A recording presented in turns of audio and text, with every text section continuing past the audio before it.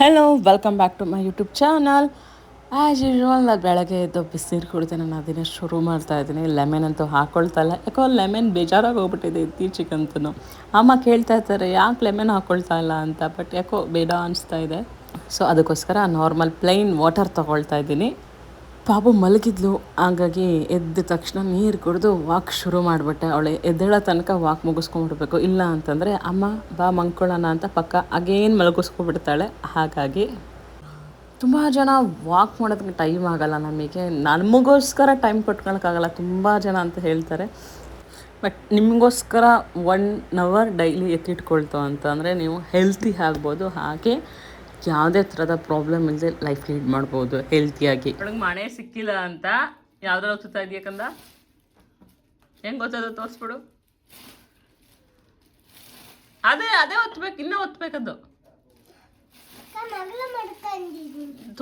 ಕೆಳಗಡೆಲ್ಲ ಇಟ್ಟು ಡಟ್ಟಿ ಅಲ್ವಾ, ಅಲ್ಲೇ ಅವ ಮೆಣಸಿನ್ಕಾಯೆಲ್ಲ ಕ್ಲೀನ್ ಮಾಡ್ತಾ ಇಲ್ವಾ. ಚೀ ಚೀ ಚೀ ಚೀ ಚೀ ಚೀ ಬ್ಯಾಡ್ ಗರ್ಲ್.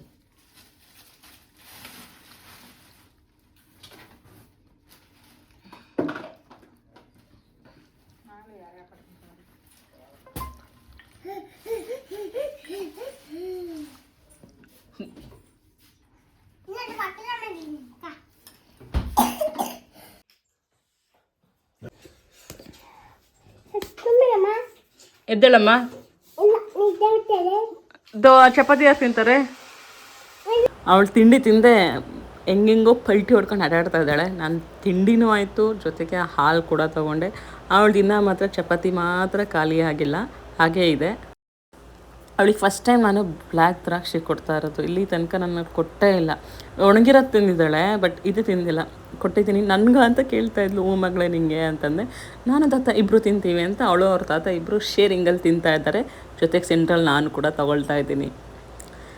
ಆ ಪ್ಲೇಟನ್ನು ಬೀಳಿಸ್ಬಿಟ್ಟೆ ನೆಕ್ಸ್ಟ್ ಲಾಸ್ಟಲ್ಲಿ. ಅಯ್ಯೋ ಅಮ್ಮ ನಿನಗೆ ಬುದ್ಧಿ ಇಲ್ಲ ಅಂತ ನನಗೆ ಬೈಯೋಕ್ಕೆ ಶುರು ಮಾಡಿದ್ಲು. ಯಾಕೆ ಬೀಳಿಸ್ತೆ, ನೀಟಾಗಿ ಹಾಕೊಳ್ತಾ ಇದ್ರು ಅಂತ. ಅವಳಿಗೆ ಅದರಲ್ಲಿರೋ ಬೀಜ ಹಿಂಸೆ ಮಾಡ್ತಾಯಿದ್ದೆ ಪಾಪ.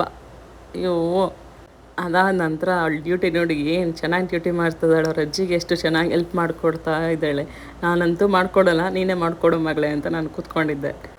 ಅಮ್ಮ ನೀನು ಈ ಕಡೆ ಬರಬೇಡಮ್ಮ, ಜಾರು ಬೀಳ್ತೀಯಾ ಅಂತ ಹೇಳಿ ಸರಿ ಜಾರು ಬಿದ್ಲು ಅವಳು ಒಂದು ಸಲ. ಮೇ ಬಿ ಇದು ನಮ್ಮ ಜನ್ರೇಷನ್ಗೆ ಕೊನೆ ಆಗುತ್ತೆ ಈ ಥರ ಮನೆ ತೊಳೆಯೋದು, ಕ್ಲೀನ್ ಮಾಡೋದು. ಇವಾಗಂತ ಮಾಫ್ ತೊಗೊಳೋದು, ಬಕೆಟಾಗಿ ನೀರು ಇಟ್ಕೊಳ್ಳೋದು, ಒರೆಸೋದು ಹೀಗೆ ಆಗುತ್ತೆ. ಮೇ ಬಿ ನೆಕ್ಸ್ಟ್ ಜನ್ರೇಷನಿಂದ ಈ ಥರ ಮನೆ ನೀರು ಹಾಕಿ ತೊಳೆಯೋದು ಇರೋದೇ ಇಲ್ಲ ಅನಿಸುತ್ತೆ.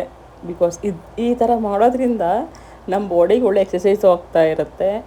ಆ್ಯಂಡ್ ಕೂರಿ ಎದ್ದು ಮಾಡೋದ್ರಿಂದ ಕೆಲಸನ ನನ್ನ ಫ್ಯಾಟ್ ಕೂಡ ಕರಗ್ತಾ ಇತ್ತು. ಬಟ್ ಇವಾಗ ಒಂದು ಕೋಲ್ ತಗೋ, ಬಟ್ಟೆ ಎತ್ಕೊಂಡು ಒರೆಸು, ಅಷ್ಟೇ ಆಗೋಗಿದೆ ಲೈಫು.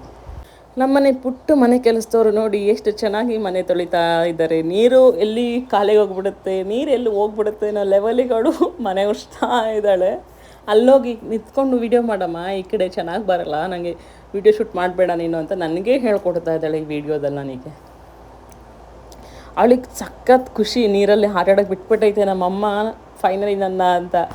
ಕೆಮ್ಮಿದ್ರೂ ಏನೂ ಕೇಳೋಂಗಿಲ್ಲ, ಹೋಗಮ್ಮ ಸರಿ ಆಯಿತು ಅಂತಲೇ ಹೇಳಬೇಕು. ಬೇಡ ಅಂತಂದರೆ ಅಜ್ಜಿ ಅಜ್ಜಿ ಅಜ್ಜಿ ಅಂತ ಅಜ್ಜಿ ಪಕ್ಕ ಹೋಗ್ಬಿಡ್ತಾಳೆ. ಹಾಗಾಗಿ ಏನಾದರೂ ಮಾಡ್ಕೊ ಅಂದೆ. 2 ಜುಟ್ಟು ಹಾಕಿ ಕೂರಿಸ್ಬಿಟ್ಟಿದ್ದೀನಿ, ಏನಾದರೂ ಮಾಡ್ಕೊ ಅಂತ. ಸ್ನಾನ ಆಯಿತು. ಸ್ನಾನ ಆದಮೇಲೆ ಊಟಕ್ಕೆ ಅನ್ನ, ಸಾಂಬಾರು, ಕಾಳು, ಸೌತೆಕಾಯಿ, ಮೊಸರು ಎಲ್ಲ ತೊಗೊಬಿಟ್ಟಿದ್ದೀನಿ.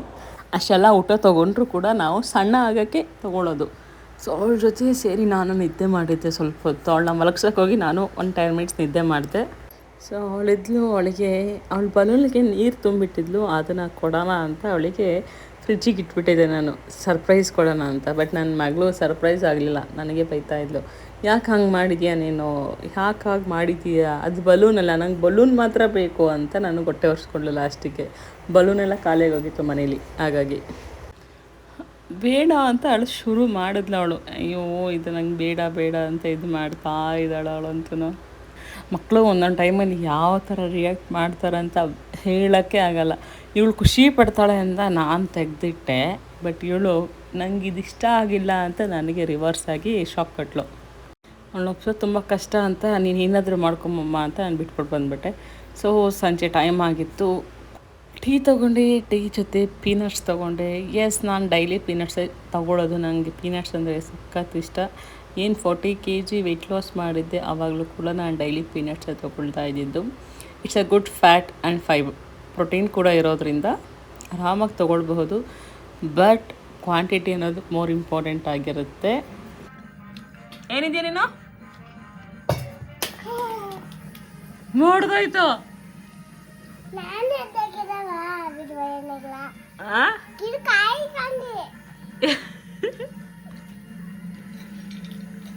ನೀನು ನೋಡ್ದಾಗಿದ್ದಕ್ಕೆ ಏನಾಗಲ್ಲ.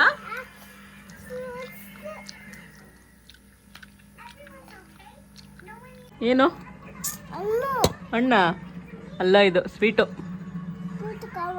ಸ್ವೀಟ್ ಯಾರಮ್ಮ ಹೇಳಿದ್ದು? ಇಲ್ಲಿ ಕೂದಲು ಹಂಗೆ ಕೊಟ್ಟವ್ರಮ್ಮ, ಕೂದಲನ್ನು ಕೊಟ್ಟು ಕಳಿಸಿದಾರಮ್ಮ. ಏನು ತಿಂತ ಇದೆ ತೋರ್ಸ್, ಹೇಗಿದೆ? ಎಮ್ಮಿ ಆಗಿದೆಯಾ? ಹಾಂ, ನಾನು ಡಯಟಲ್ಲಿದ್ದೀನಿ. ದಪ್ಪ ಆಗೋದ್ರೆ ನೀನು ದಪ್ಪ ಅಂತೀಯಲ್ಲ ನನಗೆ.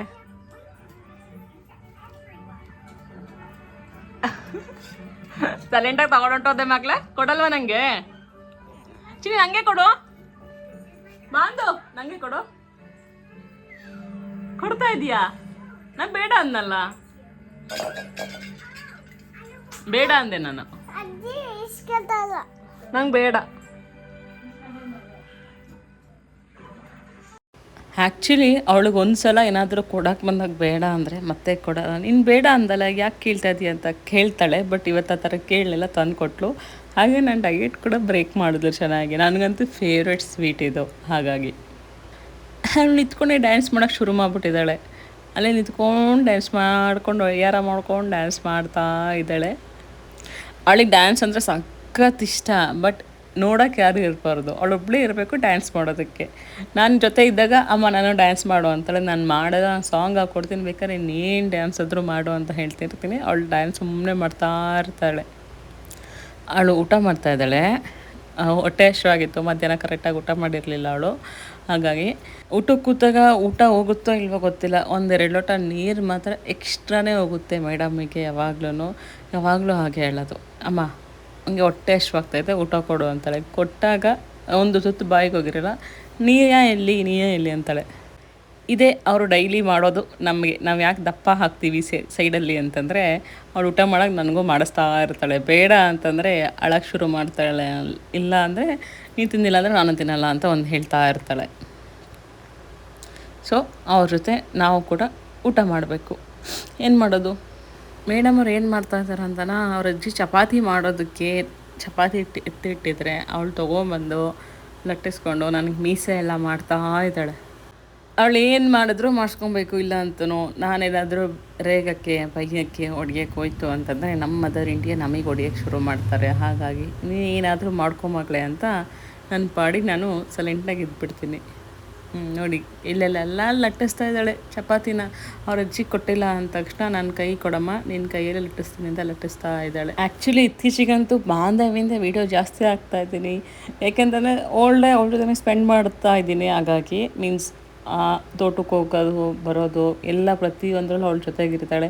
ಅಲ್ಲಾಗಿದ್ದರೆ ನಮ್ಮ ಚಿಕ್ಕ ಮಾವ ಮನೆಗೆ ಓಡೋಗ್ಬಿಡ್ತಾ ಇದ್ಲು. ಸೊ ನಾನು ಸ್ವಲ್ಪ ಟೈಮ್ ಸಿಗೋದು ನನಗೆ ಅಂತ. ಬಟ್ ಇಲ್ಲಿ ನನ್ನ ಜೊತೆ ಓಲ್ಡೇ ಇರ್ತಾಳೆ. ಹಾಗಾಗಿ ಅವಳು ವೀಡಿಯೋಸ್ ಮಾಡ್ತಾ ಇರ್ತೀನಿ. ನಾನು ಊಟಕ್ಕೆ ಚಪಾತಿ ಕಾಳು ಮತ್ತು ಬೆಳಗಿಂದು ಹಾಗಲಕಾಯಿ ಪಲ್ಯ ಇತ್ತು, ಅದೇ ತೊಗೊಂಡೆ. ಅವಳು ತಿಂತಾ ಇದ್ದಾಳೆ. ನನಗೆ ಶಾಕು, ಅದು ಕಹಿ ಇದೆ ಆದರೂ ತಿಂದ್ಬಿಟ್ಲು. ಆಸೆಗೊಂದು ತುತ್ತು ತಿಂತಾಳೆ ಅಷ್ಟೇ, ಆ ನಂತರ ಏನೂ ತಿನ್ನಲ್ಲ. ಸಾಕು ನನಗೆ ಅಂತ ಹೇಳಿದ್ಲು. ಊಟ ಆಯಿತು. ಊಟ ಆದಮೇಲೆ 10 ಮಿನಿಟ್ಸ್ ಅಷ್ಟೇ ವಾಕ್ ಮಾಡಿದೆ. ಆ ವಾಕ್ ಮಾಡೋಕ್ಕೂ ಮೇಡಮ್ ಅವ್ರು ಬಿಟ್ಟಿಲ್ಲ. ಹಿಂದೆ ಮುಂದೆ ಓಡಾಡ್ತಾ ಇದ್ಲು. ಅವಳಿಗೂ ಇಷ್ಟ ವಾಕ್ ಮಾಡೋದಕ್ಕೆ. ನಾನು ಸುಮ್ಮನೆ ಕೂರಂಗಿಲ್ಲ. ಅಮ್ಮ ಸುಮ್ಮನೆ ಯಾಕೆ ಕೂತಿದ್ದೀಯಾ, ಎದ್ದು ಬಾ ವಾಕ್ ಮಾಡೋಣ ಇಲ್ಲ ಅಂತಂದರೆ ಬಾ ತೋಟಕ್ಕೆ ಹೋಗೋಣ. ಲೈಕ್ ಇದೇ ಥರ ಆಡ್ತಾ ಇರ್ತಾಳೆ. ಆಮೇಲೆ ಚಿಂಟು ಟಿ ವಿ ಹಾಕ್ಸಿ ಕೂರಿಸಿದೆ. ಅವಳಿಂದ ನಮ್ಮ ಮನೆ ಎಲ್ಲರೂ ಚಿಂಟು ಟಿ ವಿ ನೋಡೋಕ್ಕೆ ಸ್ಟಾರ್ಟ್ ಮಾಡಿಬಿಟ್ಟಿದ್ದಾರೆ. ಅಲ್ಲಿ ಹಾಸನಲ್ಲಿ ನಾನು ನೋಡ್ತಾ ಇದ್ದೆ. ಇವಾಗ ನಮ್ಮ ಅಪ್ಪ ಅಮ್ಮನ ಏನೂ ಮಾಡೋಕ್ಕಾಗಲ್ಲ, ಚಿಂಟು ಟಿ ವಿ ನೋಡ್ತಾರೆ. ಆಹಾರ ಪದ್ಧತಿ ಯಾವಾಗಲೂ ಸರಿ ಇತ್ತು ಅಂತಂದರೆ ಕಡಿಮೆ ಅಂತೂ ಯಾವತ್ತೂ ತಿನ್ನೋಕೆ ಹೋಗ್ಬಾರ್ದು. ಕರೆಕ್ಟಾಗಿ ಬಾಡಿಗೆ ಎಷ್ಟು ಬೇಕು ಅಷ್ಟು ತಿನ್ನಲೇಬೇಕು. Thank you.